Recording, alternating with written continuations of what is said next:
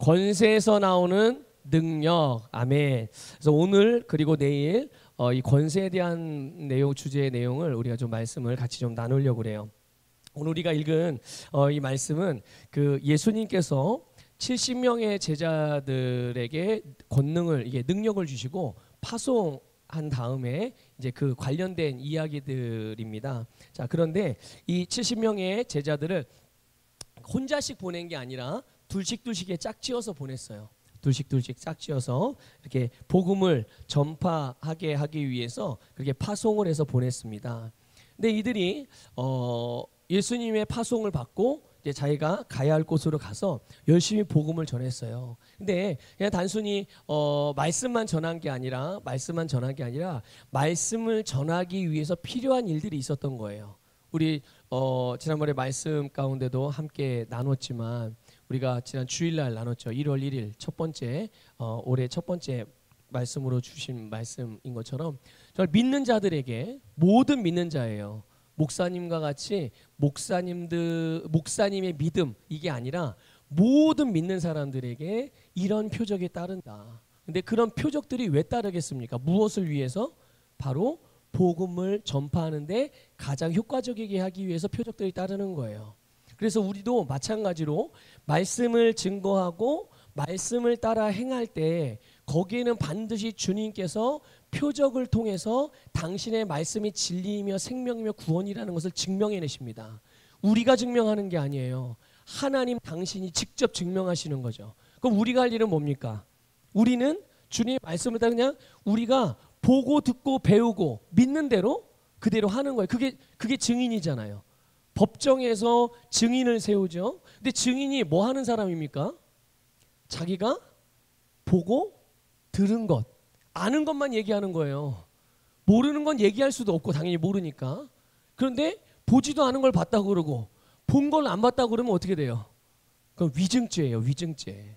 그거는 법적인 효력도 없을 뿐만 아니라 처벌까지 받아요. 예. 그런데 우리는 그러니까 내가 알지 못하는 것, 내가 보지 못한 것, 내가 듣지 못한 것, 내가 믿지 않는 것, 믿지 못하는 것을 우리가 어떻게 증명하고 보이고 나타낼 수 있겠어요? 그런데 주님께서 우리에게 믿음을 주시고 그 믿음으로 말미암은 구원을 주시고 영생을 주시고 능력을 주셨으니 우리는 우리가 가지고 있는 그대로 주의 말씀을 따라서 행하기만 하면 결국 그 증거들에 대한 능력은, 나타남은 주께서 이루시는 줄 믿으시기를 축복합니다. 그러니까 이 제자 70명의 제자들도 파송을 받아서 나가서 복음을 전하는데, 여러분 복음 전하면 그냥 안 믿잖아요. 사람들이 너 뭐야 이러잖아요. 그러니까 여러 가지 표적들을 나타내셔요. 그래서 이들이 마을에 가서 복음을 전하는데, 복음을 전하는 것뿐만 아니라 하여튼 기적을 행하고 표적과 이적을 나타내면서 그렇게 복음을 증거했어요. 이들이 이제 예수님께 돌아옵니다. 너무 신났어요. 막 너무 신나가지고 예수님께 아주 그냥 좋은 보고들을 하죠. 막 흥분하면서 예수님의 이름으로, 주님의 이름으로 하라는 대로 했더니 귀신들도 우리에게 항복했습니다. 이게 무슨 말이에요? 귀신들이 내가 말하는 대로 되더라고요. 이렇게 되는 거예요. 내가 그러니까 뭐 좀 재밌게 표현하면 이런 거죠. 내가 일어나라 그러면 얘가 일어나고, 앉아라 그러면 얘가 앉고. 그런데 여러분 생각해 보세요. 제자들이 귀신 보고 일어나라, 앉아라 이렇게 했어요? 어떻게 했겠어요? 네, 당연히 떠나라고 그랬죠. 떠나라고 그러니까 귀신들이 다 내가 말한 대로 떠나더라고요. 이런 얘기들을 이 70명이 와가지고 막 여기저기서 막 저도요 막 이렇게. 그런데 예수님이 귀신을 쫓아내는 권세만 준 것이 아니라, 능력만 준 것이 아니라 모든 약한 것들을 다 고치는 그런 능력까지도 주셨어요. 그러니까 단순히 귀신을 떠나보낸 것만 보고하는 게 아니라 여기저기서, 아니 그래 귀신만 떠나는 게 아니라요, 여기 어떤 병든 사람도 치유가 되고요, 이런 병든 사람도 치유가 되고요. 하여튼 온갖, 얼마나 70명이 한꺼번에 막 얘기를 하니까 얼마나 시끌벅적이겠어요. 그렇게 해서 아름다운 일들을 보고를 했어요. 그때 예수님께서 그들에게 말씀을 하십니다. 그 내용이 오늘 우리가 읽은 말씀이에요. 그렇게 흥분해서 기쁨으로 놀라움으로 예수님께 막 보고를 하는 그런 제자들에게, 내가 너희에게 뱀과 전갈을 밟으며 원수의 모든 능력을 제어할 권능을 주었으니 너희를 해칠 자가 결코 없으리라. 아멘. 여러분 여기 보면 우리 개역 성경은요 예수님께 그들에게 권능을 주셨다라고 이렇게 번역을 했거든요. 그런데 이 권능이라는 게 사실은 원래는 그 원어적인 의미는 권세를 말하는 거예요. 권세. 능력과 권세는 조금 다릅니다. 그 능력은 권세로 말미암아 나타나는 어떤 일들이고요. 이 권세는 그 능력이 되게끔 만드는 어떤 자격 조건이에요. 그러니까 권세가 없으면 능력도 없는 거예요. 근데 권세가 있으면 반드시 그 권세에 따르는 능력이 나타나는 거예요. 근데 예수님이 그들에게 주신 것이 바로 이 권세란 말이죠. 권세. 제자들에게 주신 것이 바로 권세예요. 그러니까 제자들이 마귀의 모든 능력을 제어하고 그것들을 쫓아낼 수 있었던 것은 예수님께서 그들에게 주신 권세로 말미암아 나타나는 능력이었다는 것을 우리는 알 수가 있는 것이죠. 여러분 오늘 본문 17절에서 제자들이 예수님께 보고한 내용을 가만히 보면요, 귀신들도 우리에게 항복하더이다 이렇게라고 말해요. 귀신들도 우리에게 항복합니다. 이게 제자들이 예수님의 이름으로 귀신을 그냥 대적한 것밖에 없어요. 뭐 귀신을 뭐 때려, 이거 주먹으로 때린다, 뭐 발로 찬다든지, 목에다 걸어가지고 막 이렇게 엎어뜨린다든지 이렇게 할 수 있는 존재가 아니잖아요. 눈에 보이는 존재가 아니니까. 단지 귀신이 나타내는 그런 현상들만 보이는 거죠. 어떤 사람에게 귀신이 역사하면 그 사람이 정상적인 사람으로 기능하지 못하고 하여튼 이상한 모습으로 기능을 하고 이상한 힘도 발휘하고 그런 걸 보고서 지금 마귀가 역사를 하는구나 라는 것들을 알아보게 되는 거예요.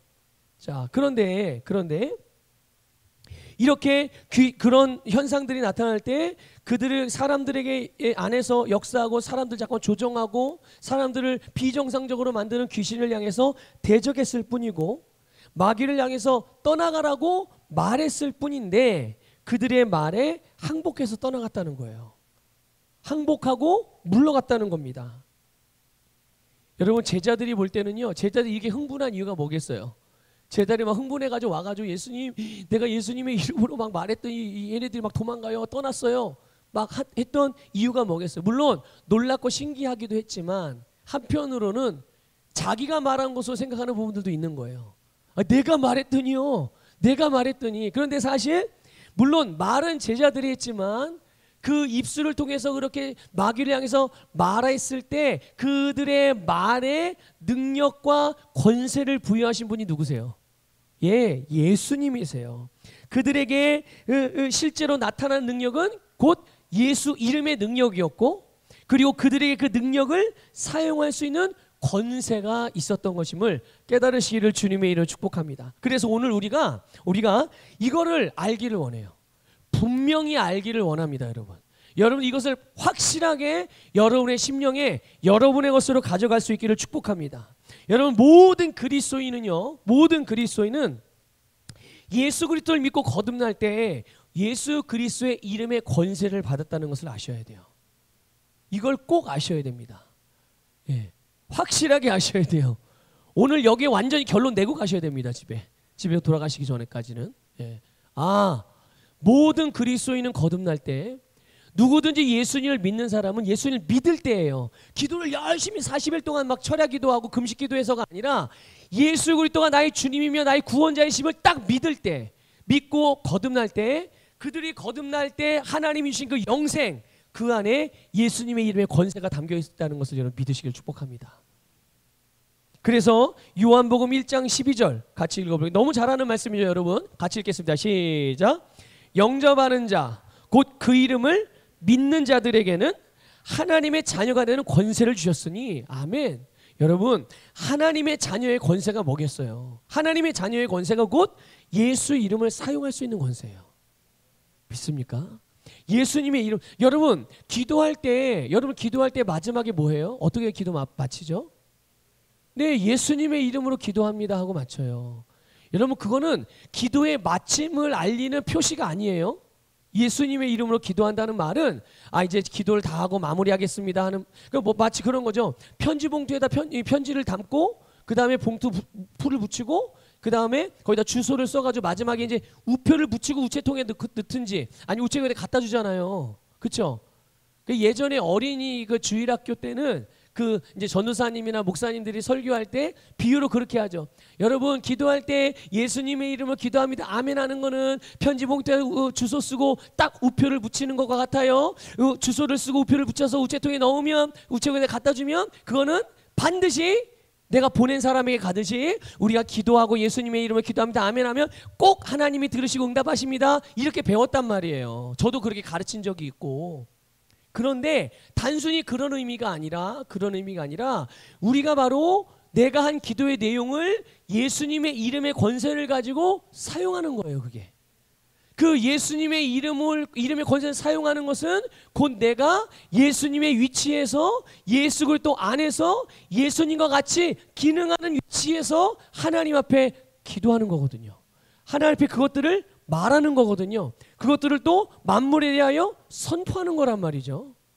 놀랍게도 그러면 주님의 이름으로 선포되어진 주님의 이름으로 행해진 모든 말들과 모든 행동들과 모든 삶은 바로 그가 행하고 말하고 선포한 대로 이루어지게 되는 거예요. 그게 우리의 능력이 아니라 바로 하나님께서 우리가 거듭날 때 하나님께서 우리에게 함께 주신 예수 그리스도의 이름의 권세라는 것을 믿으시기를 주님의 이름으로 축복합니다.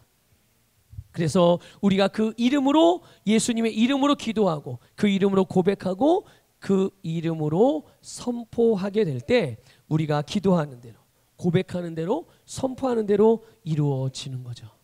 그러니까 여러분 이 권세가 예수님의 이름의 권세가 바로 나에게 있구나. 이것을 분명히 아는 사람들은 여러분 이걸 분명하게 믿는 사람들은 절대로 세상의 주변의 상황이나 환경이 어떻게 변하고 어떻게 위협적으로 나에게 위기의 모습으로 다가온다 할지라도 그것을 처음에 딱 맞닥뜨리면 당황은 할 수 있어요. 왜냐하면 내가 경험해보지 않았고 겪지 않았던 거고 예상치 못한 일이니까 당황할 수는 있거든요. 근데 금방 정신 차립니다. 그리고 두려워하지 않아요. 어떻게 할까요? 담담하게 맞서서 그 문제를 해결하는 거죠. 해결하는 시도와 도전을 하는 거예요. 그러면 그 문제들은 반드시 해결되는 줄 믿으시기를 축복합니다. 자, 그러면 예수님의 이름의 권세가 뭐냐 이거죠. 어저께도 우리가 잠깐 이 부분을 봤었는데 빌립보서 2장 9절 10절 읽어보겠습니다. 예수님의 이름의 권세를 말하는 거예요. 같이 읽습니다. 시작. 이러므로 하나님이 그를 지극히 높여 모든 이름 위에 뛰어난 이름을 주사 하늘에 있는 자들과 땅에 있는 자들과 땅 아래에 있는 자들로 모든 무릎을 예수의 이름에 꿇게 하시고 아멘. 이게 바로 예수님의 이름의 권세예요. 하나님께서 예수님을 지극히 높이셨다고 그랬어요. 이 지극하다는 말 제가 우리 주일날 말씀 나눌 때도 그랬죠. 지상명령 주님께서 승천하시기 전에 모든 믿는 자들에게 지상명령을 주셨다고 그랬어요. 최고의 명령. 그러니까 예수님을 지극히 높였다는 말은 예수님보다 높은 존재가 있다는 얘기예요? 없다는 얘기예요? 없다는 얘기예요. 그러니까 가장 높은 곳에 예수님을 세우셨다는 것이죠.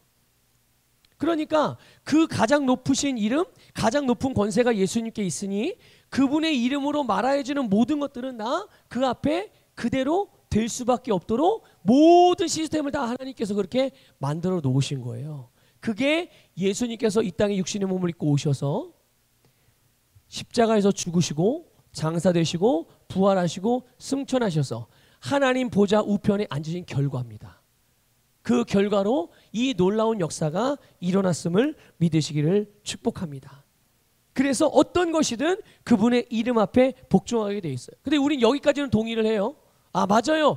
예수님은 지극히 높은 가장 높으신 분이시고 주님이면 못하실 일이 없죠. 주님은 전능하신 분입니다. 이렇게 우리는 믿고 믿음으로 또한 고백도 합니다. 그런데 여러분 그것이 바로 그 권세가 바로 우리가 동의하고 우리가 믿고 우리가 지지하고 우리가 찬양하고 우리가 경배드리는 바로 그 예수 그리스도 이름의 권세, 예수님의 권세, 그 권세가 예수님을 믿고 거듭난 그리스도인들에게 주어진 권세요. 오늘 저와 여러분에게 주어진 권세임을 믿으셔야 합니다. 믿으셔야 합니다. 예수님에게 그 권세가 있다는 건 믿어요. 그런데 나에게도 그 권세가 동일하게 있다는 거는 그냥 아멘은 하는데 여기에서 잘 안 믿어요. 여기에서. 왜냐하면 그래도 나는 잘못도 하고 실수도 하고, 근데 가만히 보니까 그런 권세가 있다면 뭔가 좀 이렇게 다르게 뭔가 나타나고 좀 이렇게 좀 그래야 되는데 그렇게 잘 안 되는 것 같으니까, 눈에 잘 안 보이는 것 같으니까 여전히 힘든 삶을 살고 여전히 걱정은 있고 여전히 문제들이 바로바로 뭔가 치카치카 이게 해결이 안 되니까 그 권세가 나에게 있다는 것을 내가 잘 받아들이지 못하는 그런 성도들이 많이 있는 거죠. 그러나 여러분, 오늘 여러분 분명히 아셔야 해요.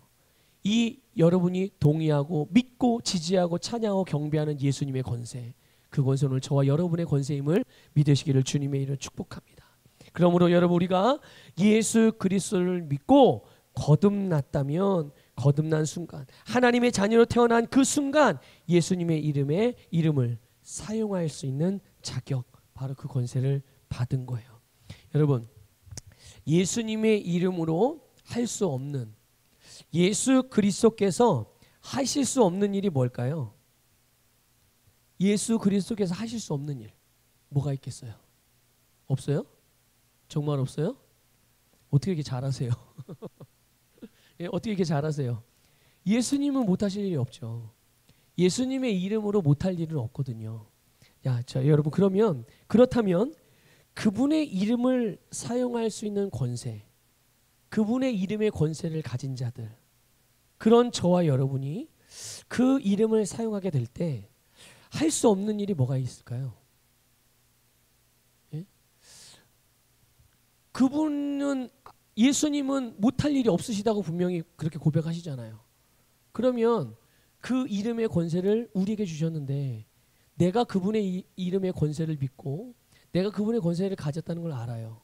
그러면 과연 그 이름의 권세를 가진 내가 할 수 없는 일이 뭘까요? 없을 것 같아요? 없을 것 같아요? 예, 없죠. 여러분이 대답하고 아시는 바대로 없는 거예요.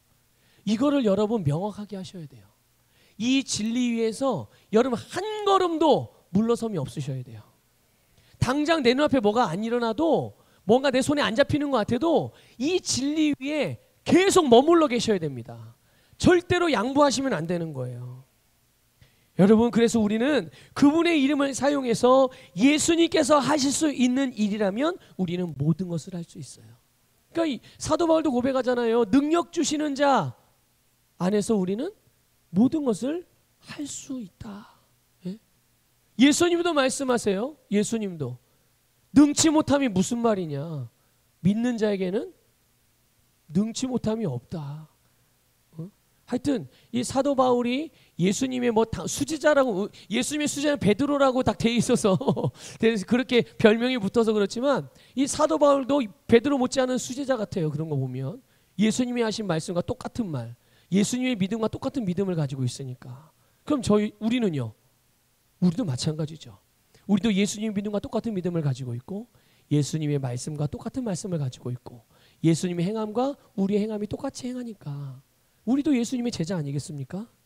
그러니까 여러분, 그것이, 그 내용들이 병을 치유하는 일이든 여러분 마음의 상처를 치유받는 일이든 상황이나 환경을 변화시키는 일이든 마귀를 물리치는 일이든 쓰러진 것을 일으켜 세우는 일이든, 여러분 오늘 여러분은 그분의 이름으로 무슨 일을 하길 원하세요?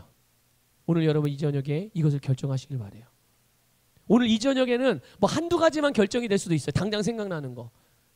그것을 오늘 이 밤을 시작으로 여러분의 매일매일의 삶 가운데 내가 변화시켜야 되고 바꿔야 되고 회복해야 되고 치유해야 되고 물리쳐야 하고 이렇게 세워야 되는 것들이 늘 나타나게 된다면, 그것들이 떠오르게 된다면 여러분은 예수의 이름을 사용하여 그것들을 아름답게 만들어 가실 수 있다는 것을 믿으시고 실제로 그렇게 행하시기를 주님의 이름으로 축복합니다. 그래서 오늘 예수님의 이름으로 무슨 일을 해야 할지, 여러분 어떤 일을 해야 돼요? 빨리 마음속에 그리세요.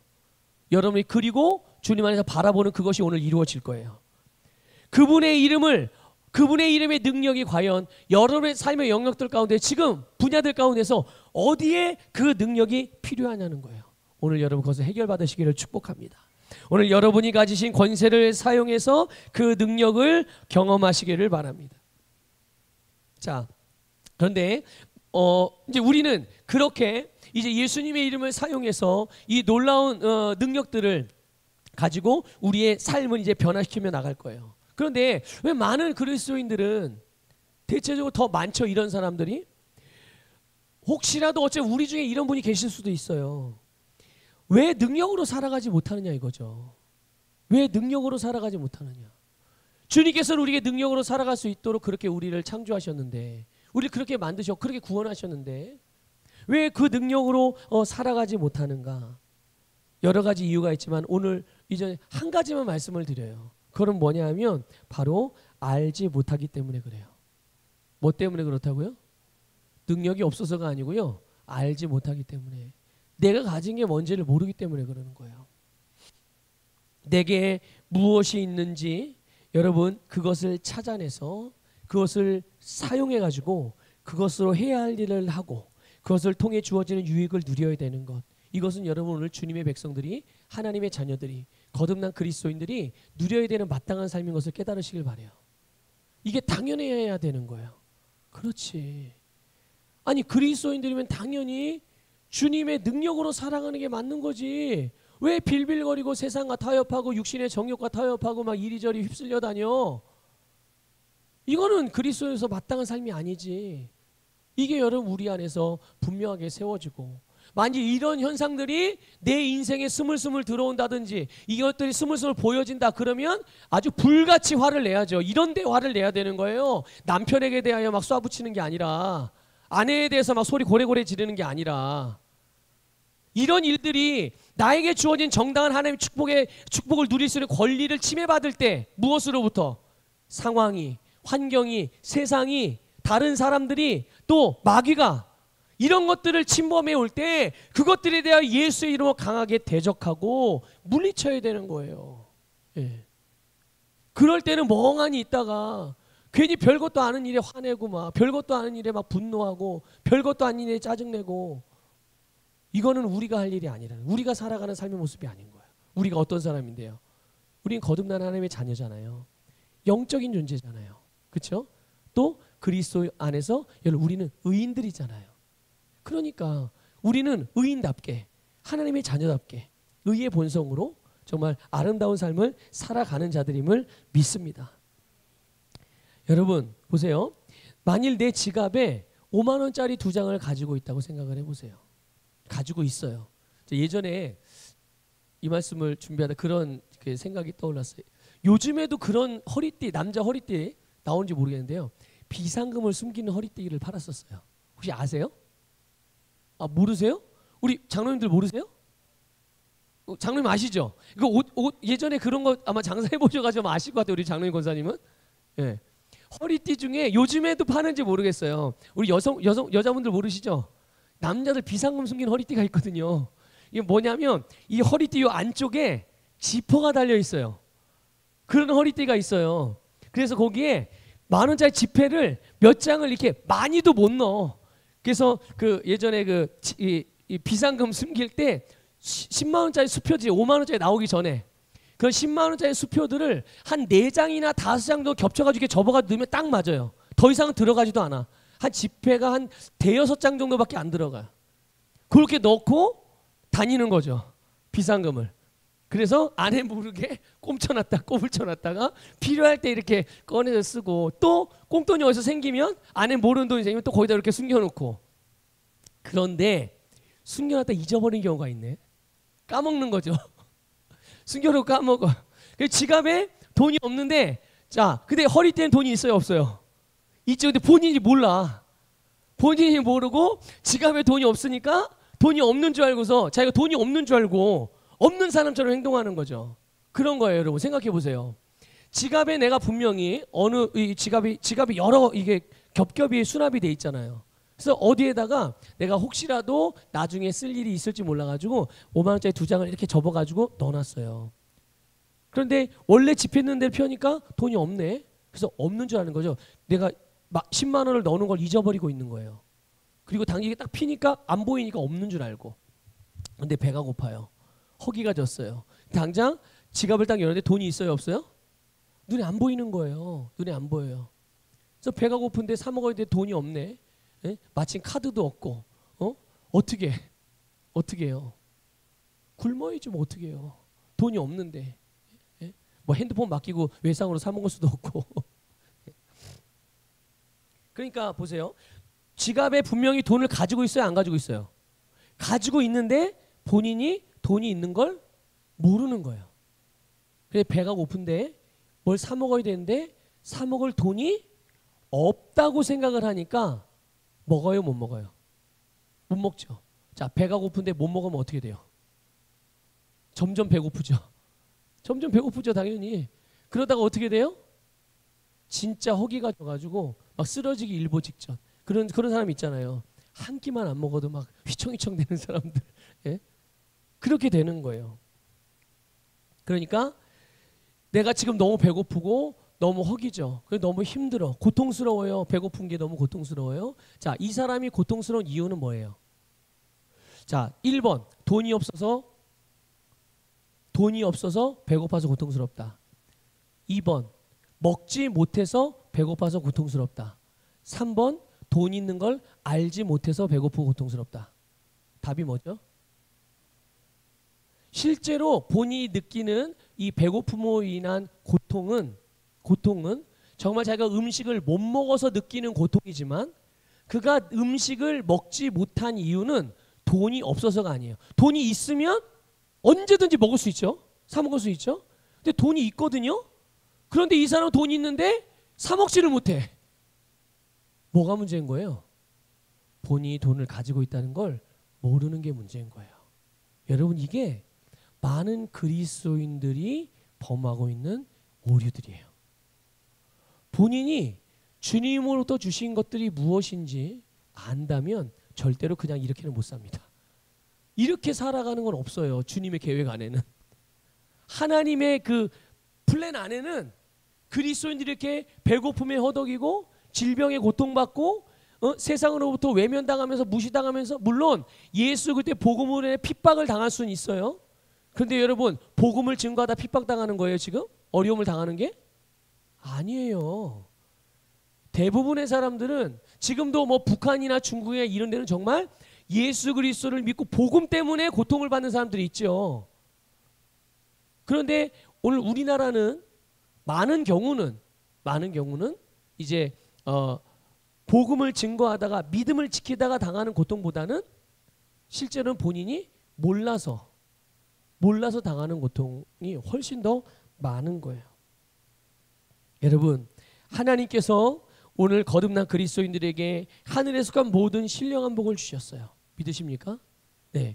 자, 그런데 모든 삶을 다스리며 승리할 수 있는 능력과 그분의 능력을 사용할 수 있는 권세까지도 주셨어요.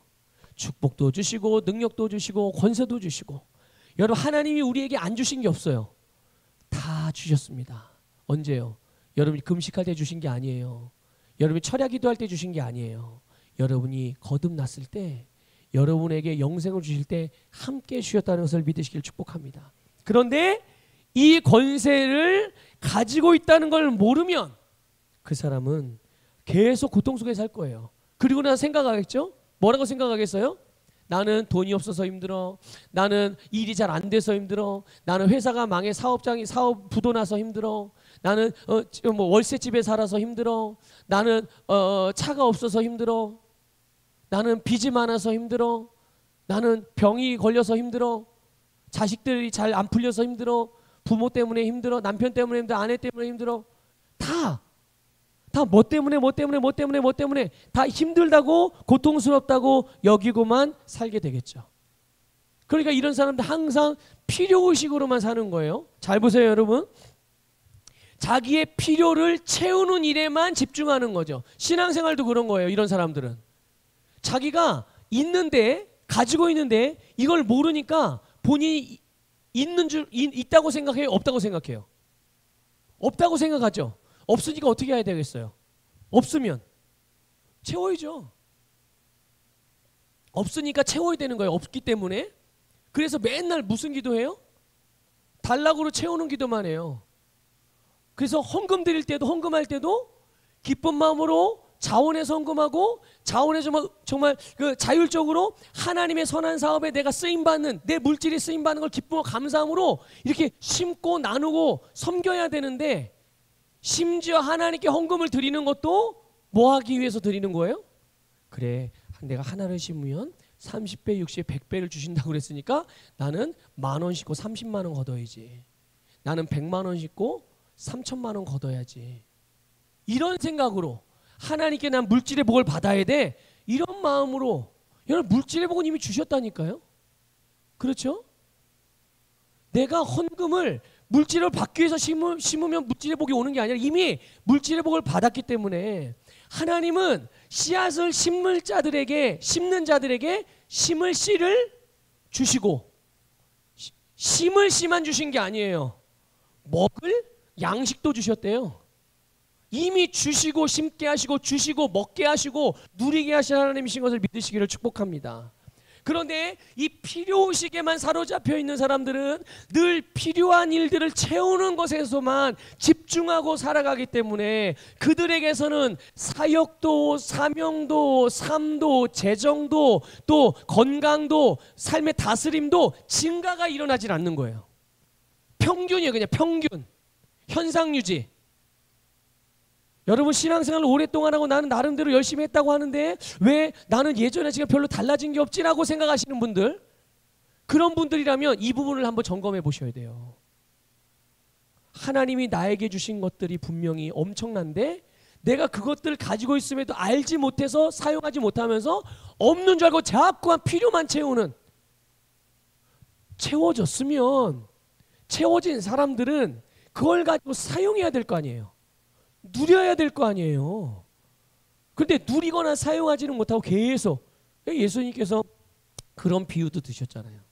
어떤 사람이, 어떤 부자가 집에 아닌데 곡식을 쌓아놓을 창고가 막 그득그득해요. 통장에 막 억대 자금이 들어있는 통장에 막 10대 개씩 되는 거예요. 우리식으로 표현하면. 그런데도 새로운 통장을 또 개설하는 거예요. 그래서 왜 통장을 개설하나 봤더니 하여튼 돈이 남아 돌아가지고 보관할 데가 없네, 집에. 예?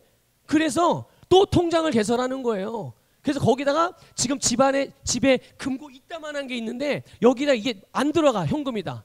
그러니까 나머지 안 들어가는 것들은 다 은행에다 저금하려고, 예금하려고. 주님께서 그에게 묻죠. 야, 뭐하냐 그랬더니 이 곡식 창고가 너무 차고 넘쳐가지고 이게 둘 데가 없어가지고요, 이거 좀 다 저장하려고. 야, 너 이미 저기 곡식 창고에 엄청 많지 않냐? 그런데 또 여기 이렇게 두면 좋잖아요. 하여튼 하나보다 둘이 좋고 둘보다 넷이 좋은 거니 하여튼 다다익선 아니겠어요? 그러고 나서 이제 창고를 짓고 곡식을 그득그득 쌓아놔요. 그리고 그거 보면서 흐뭇하게 생각합니다. 이야, 참 대단하다. 여러분, 그런 분들 계시죠? 저도 가끔 그러거든요.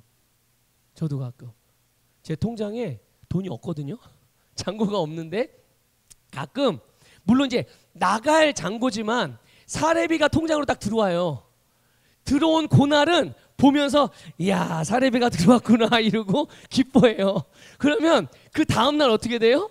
잠깐이에요. 눈 깜짝할 사이에. 그 다음날 되면 카드값 나가고 뭐 나가고, 또 이제 물론 이제 헌금은 미리 빼놓죠. 그러면 하여튼 그 다음날, 그날 사례비 받는 헌금은 다 빼놔요. 그러나 그 다음날 되면 하여튼 어디로 나가는지 다 나가버리고 없어요. 그런데 그 짧은 시간 잠깐 만족하는 거죠. 야, 사례비가 들어왔구나 이러고. 여러분, 통장 보면서 그냥 장롱에 꽁꽁 숨겨둔 통장 한 번씩 가끔 또 그래도 이 돈이 그대로 있네. 이 돈이 있구나. 그래, 이 돈 있으면 그래도 내가 좀 혹이라도 급한 일 생기면 빼서 쓸 수 있으니까 그래, 다행이지. 또 보고 만족하고 넣어놓고, 어느 날 또 마음이 울적하면 또 그거 하나 꺼내서 이렇게 또 보고. 그런 분들 있으세요 혹시? 이 부자가 그랬어요. 그때 예수님이 그걸 한 잔 보시고 나서 그러시죠. 잘한다, 잘해. 자, 그런데 내가 오늘 너의 생명을 데려가면 네가 쌓아놓은 이거 다 누구 거가 되니? 여러분, 대답해 보세요. 이 사람이 이렇게 많이 쌓아놓으면 그걸 보고 흐뭇해했어요. 흐뭇해하는 게 하는 거, 만족하는 것까지는 좋아요. 이제 오늘 밤에 하나님 이제 그의 영혼을 데려가셔요. 그러면 그거 네가 지금 잠깐 한나절 흐뭇해한 그것, 평생 동안 네가 애쓰고 힘써서 모아놨던 그거 다 누구 거 되는 거야? 네 거니? 여러분 대답해 보세요. 누구 거 되는 거예요 그거? 누구 거 돼요? 자식 거 돼요? 천만에 맞아요. 여러분 자식 거 된다고 생각하시면 큰 오산입니다. 여러분 아마 이 대부도 분들 다 아실 거예요. 뭐 대부도 분들만이 아니라 여러분 주변에 부모의 유산을 받아가지고 그거를 제대로 잘 활용해서 정말 자산을 증가시키면서 바르게 사용하는 자식들 별로 없습니다. 별로 없어요. 기독교인들 가운데서도 많지 않습니다. 왜 그런 줄 아세요? 첫째는 교회에서 그런 교육을 안 시켰어요. 부모들에게 유산을 어떻게 관리해야 되는지, 그리고 자녀들에게 자산을 어떻게 관리해야 되는지를 안 가르쳤어요. 은혜 받아 축복받으라만 얘기했지 실제로 그것을 가지고 좀 하나님의 나라를 위해서 어떻게 사용하는지를, 본인의 인생을 위해서 그걸 어떻게 사용해야 가장 아름답게 사용, 하나님이 그 재정을 주신, 물질을 주신 이유와 목적과 다루는 법을 안 가르쳤거든요.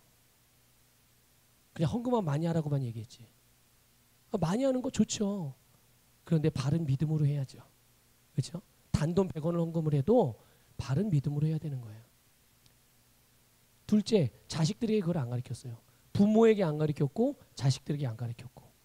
셋째, 부모가 자식들에게 그런 걸 가르치질 않았어요. 교회도 안 가르치고 부모도 안 가르치고 자식도 못 배우고. 그러니 어떻게 그걸 사용하겠어요? 자기가 생각하고 돌아가는 상황과 형편과 처지대로 그냥 급한 대로 막 쓰는 거죠. 얼마 못 가요, 여러분. 얼마 못 가는 거예요. 그래서 저희 교회는 뭐 부모님 세대는 잘 모르지만 그래도 가끔 설교 때 시간에 재산들을 어떻게 쓰라고 가끔 한 번씩은 말씀드리잖아요. 청년들에게는 철저히 가르칩니다. 철저히 가르쳐요. 재정 사용하는 법들을. 예. 자, 어쨌든 여러분 누구 거 되는 거예요? 오늘 밤에 그거 다 주님께서 그 사람의 영혼을 데려가시면 남의 거 되는 거예요. 남의 거. 아무런 소용이 없어요. 본인의 유익하고. 근데 막상 하늘나라에 가보니까 있어요 없어요 자기께? 없는 거예요. 비참한 겁니다 여러분. 그게 굉장히 비참한 일이에요. 자 여러분, 그러니까 이렇게 필요의식만 가지고 살아가는 이런 사람들, 나는 돈이 없어서 배고프고, 그러니까 나는 돈이 있어야 되고 뭔가를 계속 채워야 되는 그런 삶. 그런데 여러분, 정작 하나님께서 우리에게 하라고 하신 선한 일들, 주님을 위해 헌신하고 주님을 위해 씨를 심고 주님의 말씀을 따라 나누고 주님의 주님의 사역, 주님의 일들에 동참하고 동역하는 것, 이런 일들이 후순위로 자꾸 밀려나는 거예요. 후순위로 밀려나요. 1순위는 뭐예요? 없는 거 채우는 게 1순위. 채워지면 할게요. 채워지면 뭐 나눌게요. 채워지면 뭐 할게요. 채워지면 뭐 할게요. 이렇게 되는 거예요. 이렇게. 여러분, 하나님께서 우리에게 주신 삶은 그런 삶이 아니라는 것을 여러분 꼭 깨달으셔야 돼요. 하나님께서 우리에게 주신 삶은 그런 삶이 아니에요. 풍성한 영생의 복을 누리는 것이 우리의 삶의 모습인 줄 믿으시기를 주님의 이름으로 축복합니다. 여러분, 70명의 제자들이 오늘 읽은 말씀은 아니지만 조금만 위로 가보면 예수님께서 이 70명들을 파송할 때, 70명의 제자를 파송할 때요, 이들은 지갑이나 배낭이나 신발을 가지고 가지 않았어요. 지갑, 배낭, 신발 이런 것들을 가지고 가지 않았습니다. 오직 뭐만 가지고 갔어요? 예수님의 이름만 가지고 갔어요. 예수님의 이름만 가지고 갔어요. 그런데요, 그 예수님의 이름의 능력이 그들의 삶을 능력의 삶으로 만들었다는 사실이에요. 그들은 지갑도 안 가지고 갔고 배낭도 안 가지고 갔고 신발도 안 가져갔지만 그들이 예수님께서 그들에게 하라고 하신 그 일들을 하는데 조금의 눈꼽만큼도 부족함이 없었다는 것을 여러분 깨달으셔야 돼요. 여러분, 우리가 주님께서 하라고 하신 그 일들을 행할 때 주님의 권세를 가지고 주님의 이름을 가지고 나가면 우리에게 살라고 한 그 삶에 조금도 부족함이 없이 그 삶을 살아내기에 충분한 모든 필요가 공급되어진다는 것을 믿으시기를 주님의 이름으로 축복합니다. 그러니까 여러분, 우리는 주님께서 우리가 살라고 하신 삶을 사는 게 중요한 거예요. 자꾸 없는 줄 알고 뭔가를 채우려고 하지 마시고 있는 거를 끄집어내가지고 그것을 사용하는 게 우리가 살아가야 되는 마땅한 삶의 방식이라는 걸 믿으시길 축복합니다. 여러분, 예수님께서 우리에게 주신 권세, 그 중에 중요한 부분이 원수의 모든 능력을 제어하는 권세예요. 그러니까 여기에 보면 원수의 어떤 능력도 예외는 없어요. 원수가 어떤 종류의 일들을 해도 또 어떤 얼마만큼의 뭐랄까요, 힘의 강력을 나타낸다고 하더라도, 강도가 얼마나 세더라도 그 모든 원수의 모든 능력을 제어할 수 있는 권세가 오늘 저와 여러분에게 주님께 주신 권세라는 것을 믿으시기를 축복합니다. 그뿐입니까 여러분? 하늘과 땅과 땅 아래에 있는 모든 이름이 예수님의 이름에 복종하는 권세, 그분의 이름으로 말할 때 말한 대로 되어지는 거예요.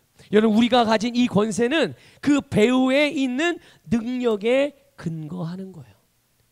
이 권세의 배후에 있는, 여러분, 우리에게 이 마귀의 모든 능력을 제어하는 권세, 이 권세 배후에 누가 계십니까? 바로 전능하신 주님이 계시다는 거예요. 전능하신 하나님이 계세요. 하나님께서 이 권세의 능력을 보장해 주시는 줄 믿으시길 축복합니다. 그러니까 우리는 착각하지 말아야 돼요. 나의 성실함, 나의 선함, 나의 정직함, 나의 열심, 또 나의 착함, 나의 경건함, 이런 것들이 나를 통해 나타나는 권세를 보장해 주는 게 아니에요. 우리를 통해 나타나는 권세의 능력은 하나님이 보장하시는 거지 나의 어떠함이 보장하는 것이 아니라는 것을 깨달으시길 축복합니다. 여러분, 권세라는 것은 위임된 능력이에요. 위임된 능력이에요. 여러분, 제가 종종 말씀드리죠. 교통경찰이요. 여러분, 교통경찰, 아무리 큰 차라고 할지라도, 아무리 비싼 차라고, 아무리 사회적 지위가 높은 사람, 아무리 그런 사람이 있다고 할지라도 그들이 운전하고 갈 때 교통경찰관이 제복을 딱 입고 멈추세요 하고 손을 뻗으면 멈춰요, 안 멈춰요? 멈춰요. 자, 그런데 이 사람이, 이 교통경찰이요, 아침에 법을 위반했네요. 지가 교통법규를 어겼어요. 그래서 딱지를 끄는 거예요. 그럼 이 사람은 흠이 있어요, 없어요? 아침에 출근할 때 딱지를 끊고 출근한 거예요. 근데 점심 먹고 오후에 저기인데 세상에 국회의원이 타고 오는 차가 쭉 지나가는데 신호를 위반했어요. 그래서 이 사람이 가가지고, 이 사람 어떤 사람이에요? 아침에 지도 딱지 끄는 사람이에요. 그런데 국회의원 차가 지나가는데 거기다 대고 손을 대고 멈추라고 그러네. 자, 이 국회의원 차는 멈춰요, 안 멈춰요? 그리고 이 교통경찰이 면허증을 제시해 주십시오 하면 제시해야 돼요, 안 해야 돼요? 해야 되죠. 딱지를 끊어요. 범칙금, 위반 사항을 적고 범칙금을 적어서 그에게 딱지를 전달해 줍니다. 그럼 이 사람은 그 범칙금을 내야 돼요, 안 내야 돼요? 내야 되는 책임이 부여되는 거예요. 예? 근데 이 사람은 아침에 뭐 했다고요? 지도 딱지를 끊었어요. 잘못한, 머무는 놈이 머무는 놈 나무란다고, 이게 말이 돼요? 그런데도 그가 딱지를 끊으면 이 사람은 지가 아무리 높은 사회적 지위를 가지고 있어도 이 교통경찰관이 끄는 딱지에 대한 책임을 져야 되는 거예요. 어떻게 해서 그럴 수 있습니까? 이게 이 교통경찰관의 개인의 능력이에요? 개인의 힘입니까? 아니에요. 바로 나라에서 그에게 부여해 준 권세인 거예요. 권세. 그래서 우리는 그런 나라에서 부여한 권세를 공권력이라고 그러잖아요. 공권력. 그게 권세예요, 권세. 권세로부터 나오는 나라의 공공의 이익을 위해서 부여해 준 권세. 거기로부터 나오는 능력. 그게 공권력이에요. 공권력이 어쩌고 공권력 어쩌고 이런 얘기하는데 공권력이 바로 그런 의미거든요. 예수 그리스도 안에서 우리에게 주신 권세를 인해서 여러분 주님께 감사하시기를 주님의 이름으로 축복합니다. 여러분 에베소 6장 10절 읽어볼게요. 이게 이제 우리가 할 일을 말씀해 주고 있어요. 하나님께서 우리에게 부여해 주신 이 예수 그리스도 이름의 권세를 가진 자들이 정작 해야 될 일, 없는 줄 알고 달라고 할 게 아니라, 자 같이 읽겠습니다. 시작. 끝으로 너희가 주 안에서와 그 힘의 능력으로 강건해지고 아멘. 여러분 이것이 우리가 할 일이에요. 여러분 우리가 누구든지 그리스도인이라면 누구든지 마귀와 마귀의 일을 대적하게 하면서 그것에 내가 원하는 바를 선포하게 돼요. 그러면 어떻게 됩니까? 승리는 바로 그 선포하는 자, 마귀를 대적하는 자, 마귀의 일을 무력화시키는 사람들, 그 사람들의 것임을 믿으시기를 주님의 축복합니다. 그러므로 여러분 우리가 할 일은 뭐냐? 바로 주님의 능력으로 강건해지는 거예요. 여러분 담대해지시기를 주님의 이름으로 축복합니다. 여러분 내 스스로 내 힘의 능력으로 담대해지고 강해지는 게 아닙니다. 바로 주 안에서와 주님의 힘과 능력으로 강해지는 거예요. 그래서 요한일서 4장 4절 같이 읽어볼게요. 시작. 자녀들아 너희는 하나님께 속하였고 또 그들을 이기었나니 이는 너희 안에 계신 이가 세상에 있는 자보다 크심이라. 아멘. 자 여러분 오른손을 가슴에 대보세요. 내 안에 계신 분이 가장 크신 분입니다. 아멘. 믿습니까? 여러분 안에, 여기 말씀이 그러잖아요. 너희 안에 계시니까 너희 안에 지금 계신 분이 있어. 그분이 세상의 어떤 자보다 가장 뛰어나시고 강하시고 높으신 분이라는 것을 말씀해 주고 계신 거예요. 우리 안에 있는 권능이 이 세상에서 역사하는 사탄의 권능보다 더 크다는 것을 깨달으시길 바라요. 왜냐? 바로 우리의 권세를 지지하고 지원하시는 바로 그 예수님의 권능이 사단의 권능을 이겼기 때문이에요. 그러니까 여러분 우리가 믿음으로 이 권세를 사용하는 게 중요해요. 이제 우리가 좀 이따 기도할 건데 이 믿음으로 여러분들이 주장할 것들을 주장하십시오. 이 믿음으로 물리칠 것들을 명하시고 이 믿음으로 여러분이 취할 것들을 담대하게 취하셔야 해요.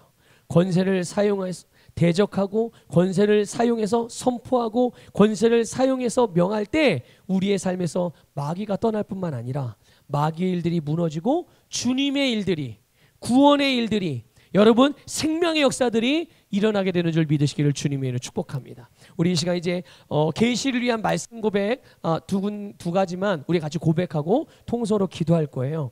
자, 계시를 위한 말씀 고백인데요. 에베소 1장의 내용과 에베소 3장의 내용이에요. 그런데 여기 말을 제가 좀 바꿨어요. 지금 가로치고 나라고 되어져 있는 그 부분이 다 뭐냐면 너희라고 되어져 있어요. 근데 여러분 너희는 바로 우리를 말하는 거예요.